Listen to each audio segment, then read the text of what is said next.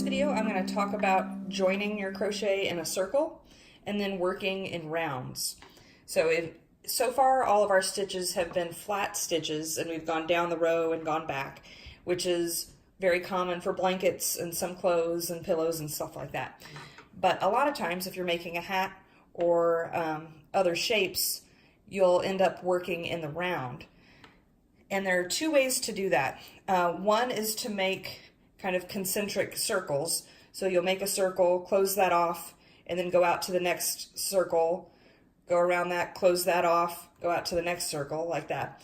The other way is kind of more the amigurumi or crochet toy style, where you actually make a magic ring that's a tight little circle and you just spiral out from there. So you never actually have to join one round to the next round around it.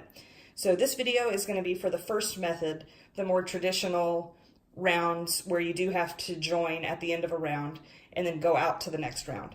I'll have another video for the amigurumi or continuous spiral method. So to start this one out, I'll do my slip knot, make a loop, reach through, pinch it and pull it. So you get a slip knot with a long tail, put it on your hook, tighten it down so it's snug but still has wiggle room.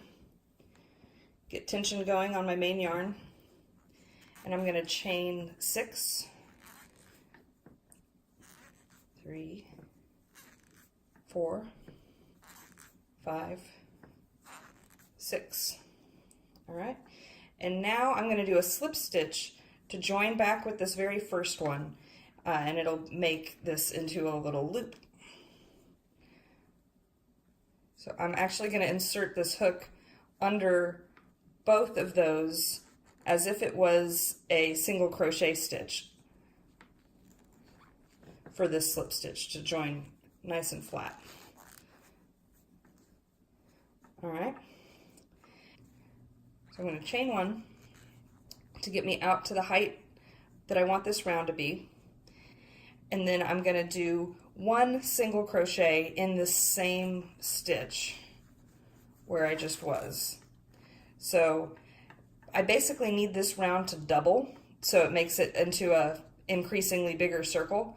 If I kept it at only 6 stitches, that would kind of make it into a long skinny tube. So I'd rather make it a bigger circle. So I'm going to go around and do 2 single crochet in each stitch around.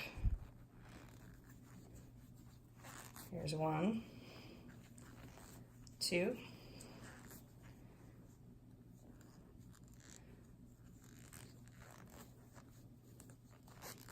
1, 2.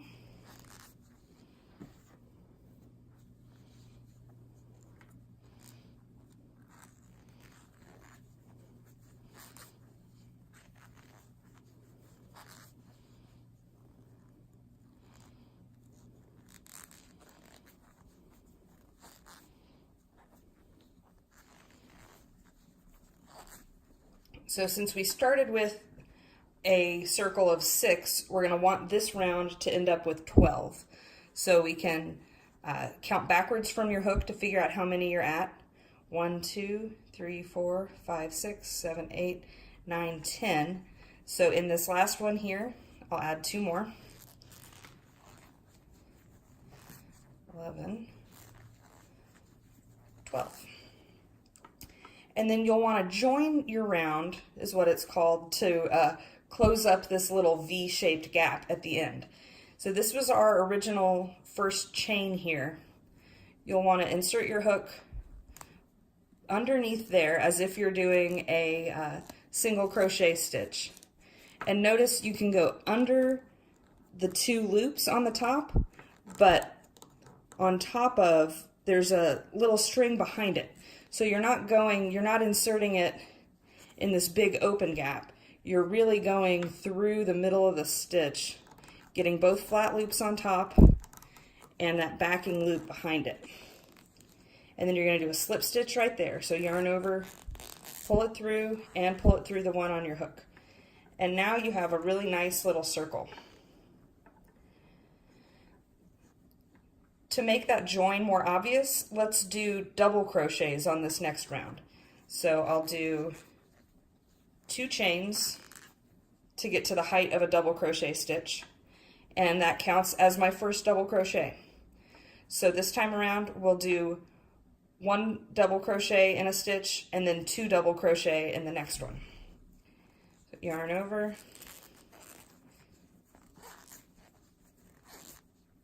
one,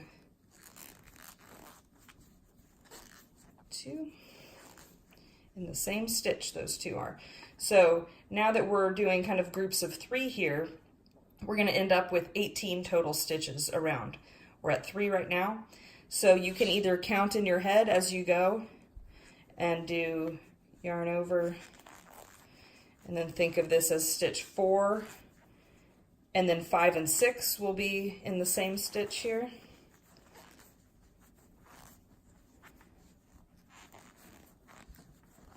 Or if it's easier for you to count as just thinking 1 double crochet by itself, and then increase, put 2 in the same one. 1, 2. Whichever way is easier for you to count, it works out the same in the end. So 1 in the next stitch, 2 in the following one,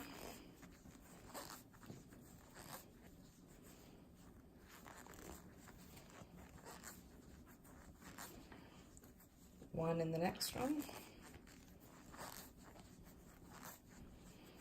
2 in the next one,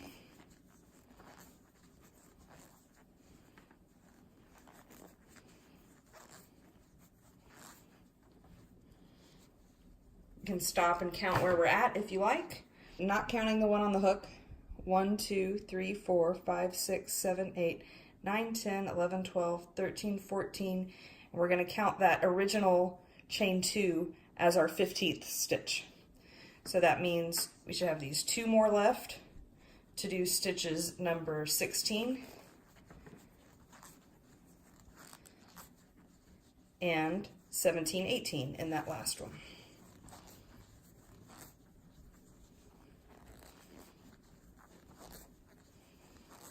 Okay, so now we need to join this to our original chain 2. And same thing as before, now it's a little bit easier to see because it's bigger with that double crochet. Instead of just going in this big gap and doing your slip stitch there, be a little more careful and go under just the top part, the top 2 loops, and that'll make your join really invisible. Wiggle it back out. And now you have a really pretty circle.